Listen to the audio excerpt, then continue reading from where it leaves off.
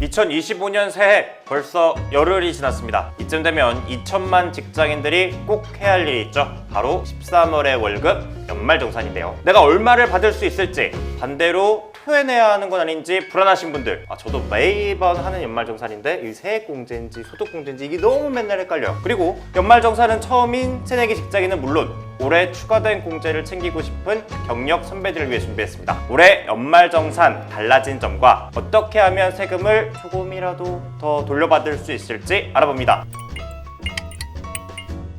이지연 국세청 법인납세국 원천세과 조사관님 모셨습니다. 조사관님 안녕하세요. 안녕하세요. 그럼 일단 제일 먼저 궁금한 게 지난해 연말정산 시즌이 이제 조금씩 다가오고 있어요. 몇 월 며칠부터 뭘 어떻게 해야 되는지 일단 간단히 일정 먼저 여쭤보고 싶습니다. 일단은 1월 15일에 홈택스 간소화 서비스에서 가장 많이 보시는 이제 주택담보대출 상환액이나 보험료, 의료비 내역 같은 필수적인 자료들을 간소화 자료로 확인을 하실 수가 있고요. 혹시 여기서 확인되지 않은 자료들은 종이 영수증을 챙겨서 회사에서 공지하는 기한까지 제출을 하시면 됩니다. 그리고 이제 1월 18일부터는 홈택스에서 편리한 연말정산 서비스가 개통되는데요. 이 편리한 연말정산 이용하시면 간소화 자료를 이용해서 예상되는 그 세금을 미리 계산해 보시고 맞벌이 근로자라면 부양가족을 누가 공제받는 게 더 나을지, 어떻게 공제받으시는 게 유리할지 세액도 한번 계산해 보실 수가 있습니다. 네. 그럼 맞벌이 경우라면은 뭐 아내가 받을지 남편이 받을지 이런 경우에 따라서 약간 좀 달라질 수 있다 그런 말씀이시군요. 그렇죠. 아내나 남편 서로 이제 급여 상황이 분명히 다를 거기 때문에 만약에 이제 자제분이 있으시다면 아기를 남편이 공제받으면 세금이 얼마 나오고 아내가 공제받으면 세금이 얼마 나오고 이런 거 다 따져보시고 하시면 아무래도 훨씬 더 도움이 되실 거예요.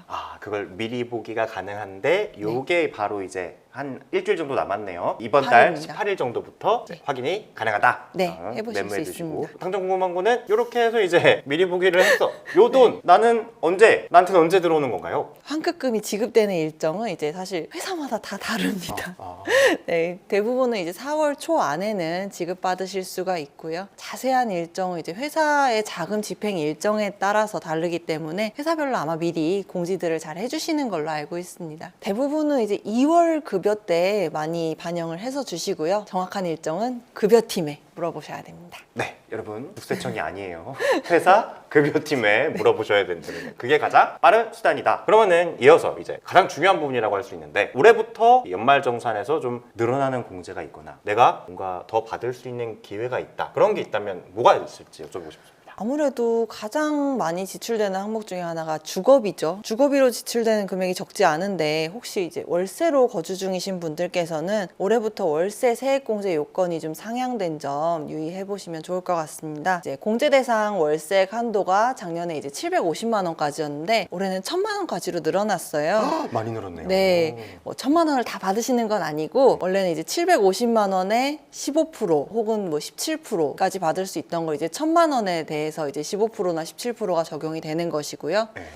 또 총급여 기준이 작년에는 7천만 원 이하이신 분들만 월세 공제를 받을 수 있다가 8천만 원 이하로 이제 좀 상향이 되었습니다. 1000만 원 올랐군요. 네, 그러니까 작년 같으면 연봉이 7,500만 원이면 월세 공제를 받으실 수가 없었습니다. 올해는 가능하신 부분이고요. 그러니까 이제 작년에는 혹시 월세 공제를 못 받으셨다 하더라도 올해는 혹시 가능하신지 요건 한 번 더 따져보시면 좋을 것 같습니다. 그리고 뭐 여전히 급여가 너무 높으시거나 아니면 이제 2024년 중에 내 집 마련에 성공을 하신 분이라면 사실 월세 세액 공제를 받으실 수가 없기 때문에 조금 아쉬우실 수도 있지만 그래도 거기서 이제 포기하시지 마시고 임대차 계약서를 첨부해서 이제 월세 지출액에 대해서 현금 영수증 발급을 좀 받아두시면 좋습니다. 현금 영수증 발급 금액은 다 아시듯이 이제 신용카드 등 소득공제 금액에 포함이 되고요. 그렇죠. 네. 제일 쏠쏠하고 제일 많은 걸 받을 수 있는 항목이 바로 그거죠. 그렇습니다.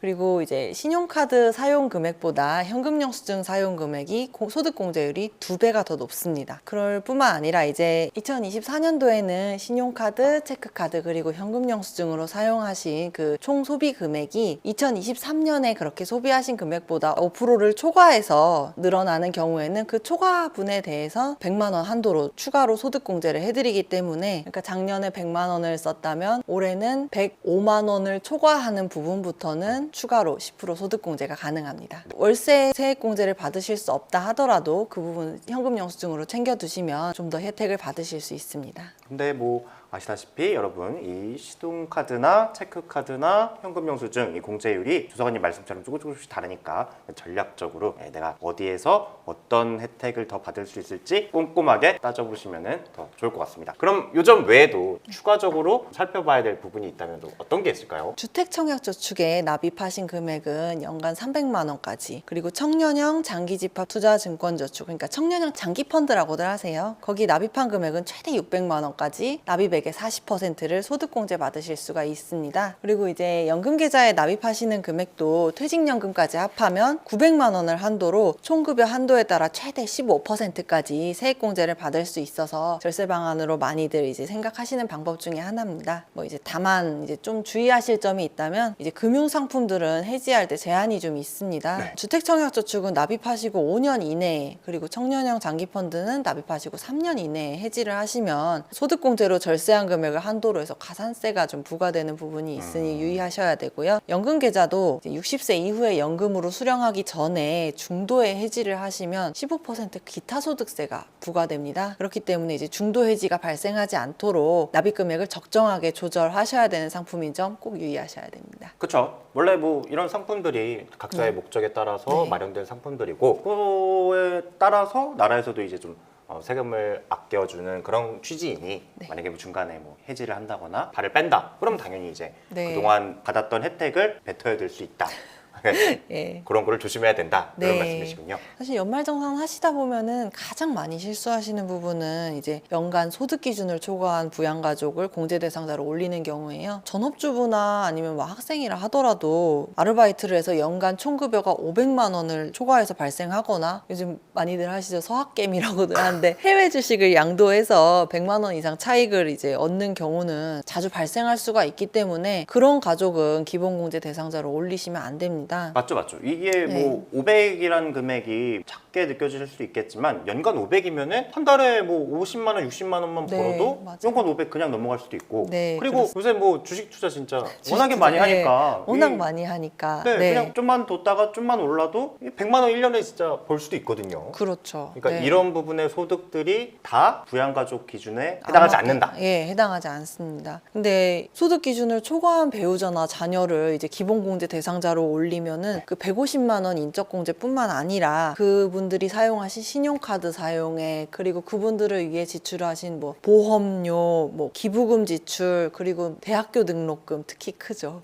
네, 이런 부분들도 다 공제를 받으실 수가 없어요. 그래서 이제 소득 기준 초과 여부를 애초에 미리 잘 판단하시고 잘못 공제받았다가 나중에 본세랑 가산세 이제 크게 부담하신 일이 없도록 연말정산 전에 항상 올리던 가족이라도 꼭 한 번 더 확인해 보시기를 이제 추천을 드립니다. 네, 그렇다면 만약에 이게 진짜 정말 내가 실수로 만약에 잘못했다. 네. 그러면은 뭐 추가적으로 뭐 가산세를 낸다거나 뭐 그렇게 되는 건가요? 고의로 그러시는 분들은 거의 없긴 하지만 적게 낸 세금에다가 과소신고 가산세가 이제 10%가 있습니다. 그리고 거기다 이제 늦게 내는 만큼 납부 지연에 대한 가산세도 있기 때문에 이 부분은 좀 하실 때 유의를 좀 많이 하셨으면 하는 부분입니다. 월급이야 뭐 받을 수 있다고 쳐도 몰래 이제 주식 투자를 할 수도 있고 그렇죠. 거기에서 100만 원을 넘게 벌었다. 네. 근데 이 돈 몰래 갖고 있다가 나중에 세금으로 왕창 다 나갈 수도 있으니 그렇죠. 네, 이런 재무 문제는 네. 가족들끼리 미리 한번 얘기를 미리 해보시는 게 한번 꼭, 예, 사실 저희한테 이제 뭐 우리 아들이 소득이 발생했나요? 하고 이렇게 물으시면 저희는 개인정보기 때문에 알려드릴 수가 없거든요. 그러니까 일단 아드님 소득은 아드님께 먼저 네, 대학생 자녀분들께서도 아버지 엄마가 이제 용돈을 적게 주실까봐 이제 소득이 발생한 거를 숨기지 마시고 기본공제 아버지가 연말정산 때문에 물어보신다 하면은 꼭 먼저 알려드리길 말씀드립니다. 네, 이게 진짜 작은 사태가 아니군요. 네. 이게 부모님도 직접 자식들한테 물어보면 될 거를 네. 구세청에 전화해서 우리 아들이 돈을 벌었나요? 라고 물어보는 일이 엉엉 있나 보군요. 아직 이제 부모님들께는 어린 자녀로 보이시니까 내가 부모인데 이렇게 물어보실 수가 있는데 안 됩니다. 예방적 절세라는 말이 있죠. 탈세라는 개념이랑은 다릅니다. 내가 미리 준비를 해서 내야 되는 세금 조금이라도 아끼자, 그런 뜻입니다. 너무 많이 낸 세금 돌려받지 못하는 일도, 반대로 몇 푼 아끼려다 곤란해지는 일도 없어야겠습니다. 오늘 세종살롱 여기서 마치겠습니다.